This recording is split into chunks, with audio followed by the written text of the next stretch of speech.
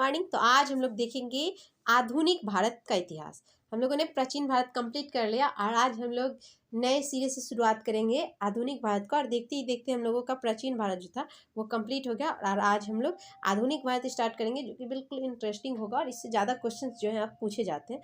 तो चलिए स्टार्ट करते हैं आधुनिक भारत में। तो सबसे पहली बार भारत पे किसने अधिकार किया, पहली बार व्यापार के माध्यम से कौन आए, ये सब क्वेश्चंस इसमें देखेंगे। तो चलिए, जैसा कि हम सभी को पता है कि पहली बार पुर्तगाली आए थे, तो क्वेश्चंस के माध्यम से देखते हैं। क्वेश्चन नंबर 1 है आपका, वास्को डी गामा कालीकट पर किस वर्ष आया। तो ये हम लोगों को पता है कि सबसे पहली बार वास्को डी गामा जो था वो कालीकट यानी केरल, जहाँ के राजा जुमोरिन थे, वहाँ पे पहुँचा था। तो ये आया था 1498 ईस्वी में। ओके फ्रेंड्स, यानी बी यहाँ पे आपका राइट आंसर है। नेक्स्ट, निम्न में से कौन नीला जल योजना यानी ब्लू वाटर नीति से संबंधित है। तो ये जो है द अल्मीडा जो थे वो उन्होंने इसकी जो है शुरुआत की थी। ब्लू वाटर पॉलिसी यानी ब्लू वाटर नीति जिसे बोलते हैं, ये अल्मीडा के द्वारा शुरू किया गया था। ओके फ्रेंड्स, तो ये पूछता है तो हिंद महासागर किस से संबंधित है। तो ये हिंद महासागर से संबंधित है, याद रखिएगा अल्मीडा। चलिए नेक्स्ट है, मध्यकाल में सर्वप्रथम भारत से व्यापार संबंध स्थापित करने वाले थे। तो यहाँ पे आपका क्या हो जाएगा, पुर्तगाल। मध्यकाल में सबसे पहली बार हम लोग ऐसे भी याद रखते हैं PDF से, सबसे पहले बार आपका आया था कौन, तो पुर्तगाल, फिर डच, फिर इंग्लैंड मतलब अंग्रेज, इस टाइप से याद रखते हैं। चलिए नेक्स्ट है, वास्को डी गामा भारत कब आया। अभी हम लोगों ने देखा 1498 में। नेक्स्ट है, पुर्तगाली उपनिवेश का प्रथम वायसराय भारत में कौन हुआ। तो वो था आपका अल्मीडा। तो यहाँ पे पुर्तगाल का प्रथम वायसराय जो था वो कौन बना था, अल्मीडा। और अल्मीडा के बाद आया था आपका अल्बुकर्क। ओके फ्रेंड्स, यहाँ पे अल्बुकर्क है, तो सबसे पहले हम लोग अल्मीडा को करेंगे, फिर अल्बुकर्क उसके बाद। चलिए नेक्स्ट देखते हैं क्वेश्चन, निम्नलिखित में से किसने वास्को डी गामा का कालीकट में स्वागत किया था। तो कालीकट में जो स्वागत है वहाँ के राजा जमोरिन ने किया था। चलिए नेक्स्ट है, सूची 1 को सूची 2 से मिलाना है। तो यहाँ पे एक तरफ समुद्री यात्री है और एक तरफ क्या है, तो उनके देश दिए गए हैं। तो चलिए मिला देते हैं। तो वास्को डी गामा ये आपका किससे मैच कर जाएगा, तो ये पुर्तगाल से मैच हो जाएगा आपका वास्को डी गामा। चलिए नेक्स्ट देखते हैं, आपका क्रिस्टोफर कोलंबस, तो ये आपके स्पेन के यात्री थे। फिर कैप्टन कुक, तो ये आपके हो जाएंगे ग्रेट ब्रिटेन। और तस्मान जो है वो आपका किसका हो जाएगा, तो हॉलैंड। यानी यहाँ पे आपका ये राइट सीक्वेंस इस टाइप से बन रहा है। चलिए नेक्स्ट देखते हैं क्वेश्चन, भारत में पुर्तगाली शक्ति का वास्तविक संस्थापक कौन था। तो वो था आपका अल्बुकर्क। ओके फ्रेंड्स, तो पहली बार जो था वो अल्मीडा बन के आया था वायसराय, लेकिन वास्तविक संस्थापक अगर बात बोला जाए तो वो कौन था आपका अल्बुकर्क। नेक्स्ट है, भारत में यूरोपीय शक्तियों के प्रवेश के संदर्भ में कौन सा कथन सही नहीं है। तो यहाँ पे बोला पुर्तगाली ने 1499 में गोवा पर कब्जा किया, तो ये आपका सही नहीं है, यहाँ ये राइट हो जाएगा। और देख लेते हैं, अंग्रेजों ने अपना पहला कारखाना दक्षिण भारत में मछलीपट्टनम यानी मसूलीपट्टनम जिसे बोलते हैं लगाया, ये सही है। पूर्वी भारत में अंग्रेजों की कंपनी 1633 में उड़ीसा में पहला कारखाना लगाया, ये भी सही है। और डुप्ले के नेतृत्व में फ्रांसीसियों ने 1746 में मद्रास पे कब्जा किया था, ये सही है, यानी ये यहाँ पे आपका गलत है। चलिए नेक्स्ट, पुर्तगालियों ने भारत में निम्नलिखित में से किस स्थान पर प्रथम दुर्ग का निर्माण किया। तो वो हो जाएगा आपका कोचीन। किन यूरोपियों ने भारत में प्रथम सामुद्रिक व्यापारिक केंद्र स्थापित किए। तो वो था आपका पुर्तगाली। बंगाल की निम्नलिखित फैक्ट्रियों में से एक जो पुर्तगालियों द्वारा स्थापित की गई वह थी, तो वो थी आपकी हुगली। यहाँ पे नेक्स्ट क्वेश्चन है आपका कि पौंडीचेरी वर्तमान में पुडुचेरी के संदर्भ में निम्नलिखित कथनों पे विचार कीजिए। पहला है कि पौंडीचेरी पर कब्जा करने वाले पहली यूरोपीय शक्ति पुर्तगाली थे। नेक्स्ट है, पौंडीचेरी पे कब्जा करने वाले दूसरी यूरोपीय शक्ति फ्रांसीसी थे। और थर्ड है, अंग्रेजों ने कभी पौंडीचेरी पे कब्जा नहीं किया। तो इसमें से आपको बताना है कि कौन सा कथन जो है वो आपका सत्य है। ओके फ्रेंड्स, तो यहाँ पे आपका फर्स्ट ही सिर्फ जो है ये आपका सत्य है। पौंडीचेरी पर कब्जा करने वाला पहला यूरोपीय शक्ति कौन था, ये पुर्तगाली था। ओके फ्रेंड्स, चलिए नेक्स्ट देखते हैं, हुगली को बंगाल की खाड़ी में समुद्री लूटपाट के लिए किसने अड्डा बनाया। तो ये पुर्तगालियों ने बनाया था। बंगाल की खाड़ी में समुद्री डकैती हेतु हुगली का उपयोग कौन करता था। तो अभी हम लोगों ने देखा पुर्तगालियों ने। निम्नलिखित में कौन कलकत्ता का संस्थापक था। तो ये था आपका जॉब चार्नॉक। कलकत्ता किसने बसाया, तो जॉब चार्नॉक ने। भारत के साथ व्यापार के लिए सर्वप्रथम संयुक्त पूंजी कंपनी किन लोगों ने आरंभ की थी? तो वो था आपका डच। यहाँ देखिए, यहाँ सर्वप्रथम संयुक्त पूंजी कंपनी किन लोगों ने आरंभ की, तो यहाँ पे संयुक्त पूंजी का बात आएगा तो ये कौन हो जाएगा आपका? डच। निम्नलिखित कथनों में कौन सा कथन सही है? चलिए तो यहाँ पे कथन पढ़ते हैं, उसके अकॉर्डिंग आंसर देंगे। बोला आधुनिक कोच्चि भारत की स्वतंत्रता तक डच उपनिवेश था। डचों ने पुर्तगालियों को पराजित किया और आधुनिक कोच्चि में उन्होंने फोर्ट विलियम्स का निर्माण किया। आधुनिक कोच्चि पहले डच उपनिवेश था जिस पर बाद में पुर्तगालियों का अधिकार हो गया।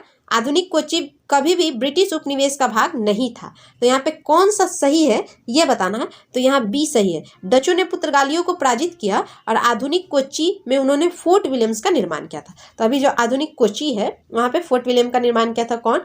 तो यहाँ पे डच ने पुर्तगालियों को पराजित करके, यानी डचों ने इसका निर्माण कराया था। चलिए नेक्स्ट देखते हैं।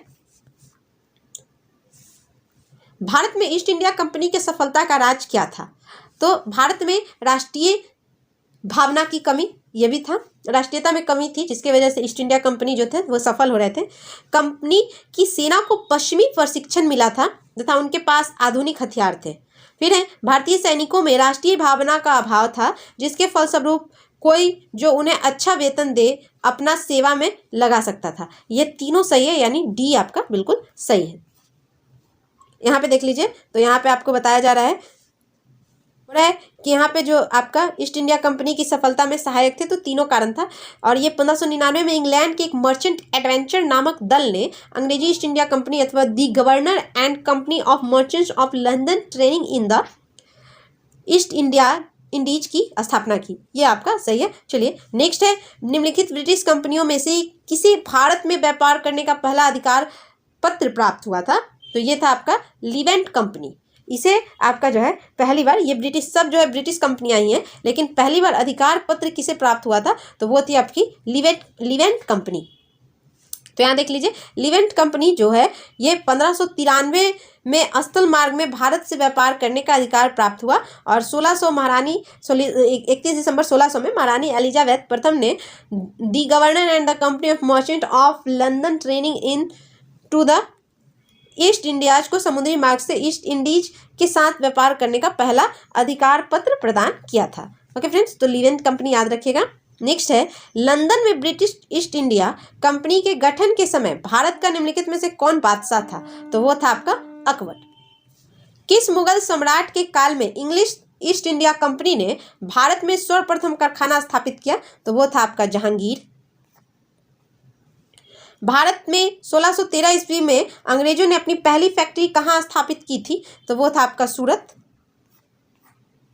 ईस्ट इंडिया कंपनी की प्रथम फैक्ट्री स्थापित की गई सूरत में। निम्नलिखित में से किस अंग्रेज अधिकारी ने पुर्तगालियों को स्वाली के स्थान पर हराया था? तो वो था आपका थॉमस वेस्ट। यहाँ राइट आंसर है। निम्नलिखित यूरोपीय व्यापारिक कंपनी में से किसने सूरत में सर्वप्रथम अपना कारखाना स्थापित किया? तो अंग्रेज ने। वर्ष 1613 में अंग्रेजी ईस्ट इंडिया कंपनी को कहाँ एक कारखाना व्यापार स्थल स्थापित करने की अनुमति मिली? तो वो था आपका सूरत। ईस्ट इंडिया कंपनी के प्रारंभिक दौर में वेस्टर्न प्रेसिडेंसी कहाँ थी? तो सूरत में। ब्रिटिश ईस्ट इंडिया कंपनी ने बंबई किससे लिया? तो यहाँ पे हो जाएगा पुर्तगालियों से।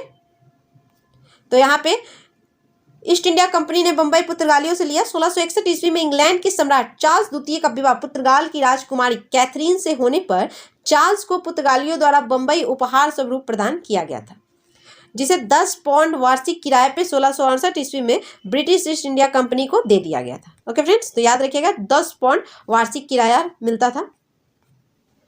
ईस्ट इंडिया कंपनी कि किस अंग्रेज गवर्नर को औरंगजेब द्वारा भारत से निष्कासित किया गया? तो वो था आपका सर जॉन चाइल्ड। निम्नलिखित में से प्रथम कर्नाटक युद्ध का कौन सा तत्कालिक कारण था? तो यहाँ पे कर्नाटक युद्ध जो है, प्रथम कर्नाटक युद्ध, उसका कारण पूछा जा रहा है। तो यहाँ पे आपका क्या हो जाएगा? तो यहाँ पे आपका राइट आंसर डी हो जाएगा, अंग्रेजों द्वारा फ्रांसीसी जहाजों का अधिग्रहण। तो यहाँ देखिए, कर्नाटक का प्रथम युद्ध 1746 से 48, ऑस्ट्रिया के उत्तराधिकारी युद्ध जो 1740 में आरंभ हुआ था का विस्तार मात्र था। तो यहाँ पे ग्रीस सरकारों की आज्ञा के विरुद्ध ही दोनों दल अंग्रेज एवं फ्रांसीसी में 1746 ईस्वी में युद्ध आरंभ हुआ और अंग्रेज कैप्टन वार्नेट के नेतृत्व में अंग्रेजी सेना द्वारा कुछ फ्रांसीसी जहाजों पर अधिकार कर लेना युद्ध का तत्कालीन कारण बन गया था। तो ये आपका 1746 से 48 के बीच हुआ और याद रखिएगा किसके बीच, अंग्रेज एवं फ्रांसीसी के बीच। कर्नाटक युद्ध किन किन के मध्य लड़ा गया, अभी हम लोगों ने देखा अंग्रेज और फ्रांसीसियों के बीच। यहाँ पे एक को दो से मिलाना है, तो चलिए देख लेते हैं। यहाँ प्रथम कर्नाटक युद्ध, तृतीय, द्वितीय और प्रथम मैसूर युद्ध, यानी तीनों कर्नाटक युद्ध के बारे में जिनको पता होगा वो बिल्कुल आसानी से कर सकते हैं। तो ये युद्ध जो है पहले समाप्ति होती थी तो किसी संधि पे होती थी, तो किस संधि की वजह से कौन सा युद्ध जो है समाप्त हुआ ये आपको बताना है। तो यहाँ पे फर्स्ट है आपका प्रथम कर्नाटक युद्ध, तो ये जो है आपका अंत हुआ था इसका एक्स-ला-सैपेल की संधि से। ओके, तृतीय कर्नाटक युद्ध जो है ये आपका पेरिस की संधि से इसका अंत हुआ था, तो यहाँ से याद रखिएगा। फिर द्वितीय कर्नाटक युद्ध, ये आपका अनिर्णायक युद्ध हुआ, यानी कोई भी निर्णय ही नहीं निकला। और प्रथम मैसूर युद्ध, ये ब्रिटिश की हार। ओके फ्रेंड्स, तो यहाँ से याद रखिएगा। चलिए नेक्स्ट देखते हैं क्वेश्चन। निम्नलिखित में से कौन सा एक सही सुमेलित नहीं है, यहाँ पे आपको बताना है कौन इसमें से गलत है। तो यहाँ पे देखिएगा, तो यहाँ आपका 1746 से 48 प्रथम कर्नाटक युद्ध ये आपका सही है। फिर कर्नाटक का तृतीय युद्ध 58 से 63 ये भी सही है। पानीपत का तृतीय युद्ध 1761 ये भी सही है। लेकिन यहाँ कर्नाटक का द्वितीय युद्ध जो है 50 से 52 जो दे रहा है ये आपका जो है गलत है। तो कर्नाटक का द्वितीय युद्ध जो था वो 49 से 54, यानी 1749 से 54, यानी याद कैसे रखेंगे। प्रथम युद्ध 46 से 48 2 साल काम खत्म, और 49 में फिर द्वितीय युद्ध स्टार्ट हो गया और ये आपका चला 54 तक, यानी 5 साल तक। पहला 2 साल तक, दूसरा 5 साल तक, फिर तीसरा आपका 58 में शुरू हुआ और फिर अंत कब हुआ 63 में। और पानीपत का तृतीय युद्ध तो हम लोगों को पता है 1761 में। पहला 1526, फिर दूसरे 1556 और तीसरा 1761 में लड़ा गया था। चलिए, निम्नलिखित में से कौन सा प्रथम यूरोपियन व्यक्ति था जिसने भू क्षेत्र अर्जित करने के उद्देश्य से भारतीय राजाओं के झगड़ों में भाग लेने की नीति आरंभ की। तो यह था आपका डुप्ले। भारत में फ्रांसीसियों में अपना सबसे पहला कारखाना निम्न स्थानों में से कहाँ लगाया। तो फ्रांसीसी जो है ये सूरत में अपना पहला कारखाना लगाते हैं, जो कि अभी कहाँ है, गुजरात में। 1664 में पहला कारखाना लगाए थे। फ्रांसीसी ईस्ट इंडिया कंपनी स्थापित हुई थी, तो ये लुई 14वें के शासनकाल में। तो फ्रांसीसी ईस्ट इंडिया कंपनी की जब स्थापना हुई थी उसमें शासक कौन था, तो लुई 14वां था। चलिए नेक्स्ट है, निम्नलिखित में से किसे भारत में फ्रांसीसी कंपनी का संस्थापक माना जाता है। तो वो था आपका कार्ल वर्ट। तो फ्रांसीसी कंपनी का संस्थापक कार्ल वर्ट। बंगाल में निम्न में से कौन सा कारखाना डचों ने स्थापित किया था। तो यहाँ पे डच की बात हो रही है, तो यहाँ पे 2 कारखाना था। एक तो बंगाल है तो आप ऐसे लगा सकते हैं कि हुगली हो जाएगा, और एक था आपका चीनसूरा, यानी B80, दोनों आपका यहाँ पे राइट आंसर हो जाएगा। डच ईस्ट इंडिया कंपनी ने किस वर्ष अपनी फैक्ट्री पटना में स्थापित की। तो ये था आपका 1632 में। तो डच ने जो है ये आपका बंगाल में तो फैक्ट्री लगाया ही था, लेकिन पटना में भी 1632 में इन्होंने लगा लिया था। चलिए नेक्स्ट है, फ्रांसीसी दक्कन में शक्ति आंदोलन स्थापित करने में असफल रहे, क्योंकि। तो ये क्यों असफल रहे, तो अंग्रेजों की फौज शक्तिशाली थी, इस वजह से ये फ्रांसीसी जो थे वो असफल रह गए। क्यों, क्योंकि उस समय अंग्रेज की फौज शक्तिशाली हुआ करती थी। चलिए नेक्स्ट देखते हैं क्वेश्चन। निम्न यूरोपीय शक्तियों में भारतीय व्यापार में समय समय पर प्रवेश किया, अंग्रेज, फ्रांसीसी, डच, पुर्तगाली। ओके फ्रेंड्स, चलिए यहाँ पे आपको बताना है। तो यहाँ पे आपका क्या हो जाएगा, सबसे पहले कौन कौन आया, तो यहाँ पे बी राइट आंसर है। यानी सबसे पहले हम लोगों ने देखा था पुर्तगाल, 1 नंबर पे जाएगा। फिर आपका आ जाएगा PD यानी डच, फिर आपका आ जाएगा अंग्रेज E, और फिर F। इसको याद रखना रहता है PDEF, यानी पुर्तगाल, डच, इंग्लैंड और फ्रांसीसी। ओके फ्रेंड्स, ऐसे सीक्वेंस याद रखिएगा। नेक्स्ट है, यहाँ पे आपको सूची 1 को सूची 2 से मिलाना है। चलिए, पौडीचेरी, गोवा, ट्रांकेवार और सतराज, और इधर आपको मैच करना है। चलिए मैच कर देते हैं। तो यहाँ पे सही सुमेलित अगर कीजिएगा तो पुडुचेरी जो है वो आपके मैच हो जाएंगे फ्रेंच से। फिर आपका गोवा, तो गोवा पे किसने अधिकार किया था, तो पुर्तगीज यहाँ से। फिर आपका ट्रांकेवार, तो ये आपका कौन थे, तो डेनिस या ड्रेन, और संद्रास जो है ये डच, यहाँ से याद रखिएगा। चलिए नेक्स्ट देखते हैं क्वेश्चन। उस क्षेत्र की पहचान करें जहां से यूरोप वासियों को सर्वोत्तम सोरा और अफीम प्राप्त होता था। तो यहाँ पे हो जाएगा आपका बिहार। अंग्रेजी शासनकाल में भारत का कौन सा क्षेत्र अफीम उत्पादन हेतु प्रसिद्ध था, तो वो था आपका बिहार। लिखित यूरोपियों में से कौन सा एक स्वतंत्रता पूर्व भारत में व्यापारी के रूप में सबसे अंत में आए?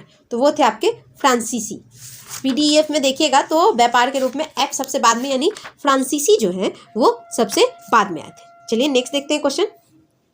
निम्नलिखित में से किस स्थानों पे डचों ने अपने व्यापारिक अड्डे स्थापित किए? तो यहाँ पे किस स्थान पे? तो यहाँ पे आपका देखिए तो डी हो जाएगा, यानी नागपट्टनम, चिंसूरा, मछलीपट्टनम। यहाँ पे भी था, ये आपका हो गया चिंसूरा, ये सब चिंसूरा आपका अभी देखे थे पश्चिम बंगाल, सूरत, भरूच, आगरा, ये भी कोच्चि, अहमदाबाद, पटना, तो ये सब जगह 1632 में देखा था पटना में डचों ने अपनी स्थापना की थी। तो यहाँ से डी राइट आंसर हो जाएगा। चलिए नेक्स्ट देखते हैं।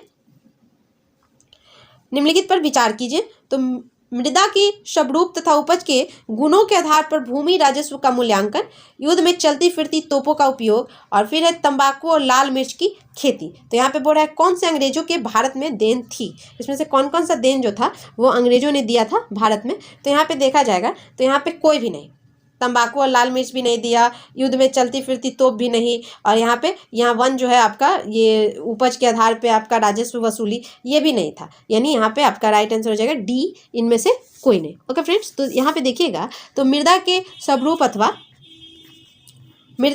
स्वरूप तथा उपज के गुणों के आधार पर भूमि राजस्व का मूल्यांकन अंग्रेजों से पूर्व शेरशाह सूरी एवं अकबर द्वारा किया गया था।